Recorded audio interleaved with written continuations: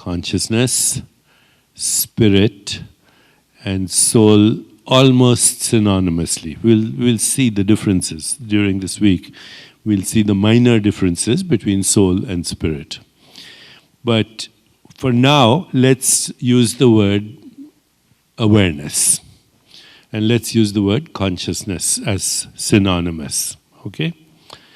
So when we speak today of who am I, we refer to the I in which all experience is happening. Okay, so right now you're having an experience. What's the experience? You're here in this room, you're looking around, you see other persons, you're listening to this lecture, and at the same time you're thinking, you're analyzing what I'm saying. Maybe you're liking it, maybe you're not liking it, or maybe your mind is distracted, you're thinking of your husband or your wife or your children or your home or your job. So lots of things are happening right now.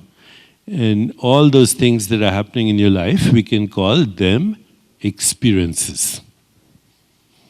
And so I is that in which all experience occurs. Is that fair? I is that in which all experience occurs. And what is the experience? Experience is the experience of our body. We are experiencing our body. You're experiencing your body, right? You can look at it, you can touch it, taste it, smell it, feel it. So your body is an experience. And that experience of the body that you're having right now is not the experience of the body that you had when you were a baby.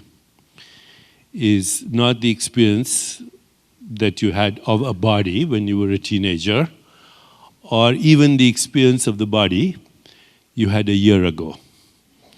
Just take a selfie and then compare it with a selfie from 1 year ago. It looks a little different. Okay, so your body is a process. It's not a thing. What do we mean by a process? It's a process means it's an activity. It's a verb, it's not a noun. This microphone is a noun, it's a thing. But your body is not a thing. It's an activity, it's a process. And that process is ceaseless. It doesn't stop even for a second. Doesn't stop even for 1 second. So if I look at you right now, and then I look away, and then I look again at you, your body has shifted a little bit. If I look at you right now, look away, and look at you 10 seconds later, your body is now 10 seconds older. Okay? And if you ask scientists what's the difference between past, present, and future, at a very fundamental level, if you ask people who know something about this, what's the time difference between past, present, and future? At the nanoscale, it's not even a nanosecond. Okay, so the past is over as soon as you experience it. Right? When I came into this room, that is over. 5 seconds ago is over. 1 second ago is over. 1 nanosecond ago is over. By the time I get to the last part of my sentence, the first part of my sentence is over. So, one of my favorite philosophers of all time, Western philosophers, is somebody who is known as Ludwig Wittgenstein. He said, our life is a dream. We are asleep. But once in a while, we wake up enough to know that we are dreaming. Okay, so in one way, who do we wake up to? We wake up to the I in which that dream is occurring. We wake up to the I in which that process, which we call the body and the mind and the world, is occurring. Once again, your body is a process. When I look at you, in that moment of perception, just in that moment of perception, I take a photo of an activity that is ceaseless. It's been happening, that activity is happening since the day you were conceived. And it hasn't stopped even for a second. So, the I is not your selfie. It is yourself, in which this body-mind is a selfie. Because this body-mind is a process, it's an activity. And it's a ceaseless activity that cannot be frozen for even a microsecond. People try to freeze it. They get Botox and, silicone in their body and all those things, which have a longer shelf life. But in any case, the activity that we call the body cannot be stopped. Similarly, the activity that we call the mind cannot be stopped. Because what is the mind? It's a word we use to describe the experience of thoughts. It's a word we use to describe the experience of emotions.